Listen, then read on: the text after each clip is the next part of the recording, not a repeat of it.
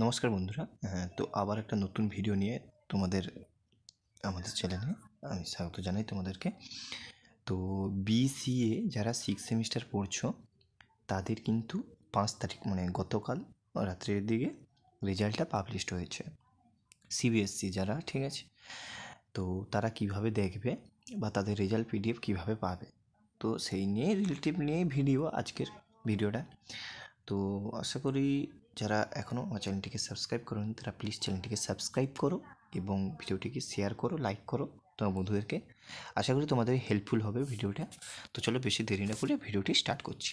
তো প্রথমে কি করবে, তুমি তোমার মোবাইলে যাবে, মোবাইলে গিয়ে যে কোনো একটা ব্রাউজার সিলেক্ট করবে, হয় ক্রোম ব্রাউজার নাহলে ফায়ারফক্স বা গুগল। তো সেখানে সার্চ মারবে যে result of the BCA 6 semester CBSE examination 2025। তো এখানে যেই ক্লিক মানে যেই মারবে তুমি সার্চ, তো চলে আসবে এরকম একটা ইন্টারফেস। তো প্রথম যে ইন্টারফেসটা মানে প্রথম যে লিঙ্ক, ঠিক আছে, বিদ্যাসাগর ইউনিভার্সিটির, তো সেইটার উপরে ক্লিক করবে। যেই ক্লিক করবে তুমি, তোমার রেজাল্ট কিন্তু ডাউনলোড হয়ে যাবে। ঠিক আছে, ডাউনলোড হওয়া শুরু হয়ে যাবে। তো সেইটা দেখো, আমি তোমাদেরকে দেখাচ্ছি।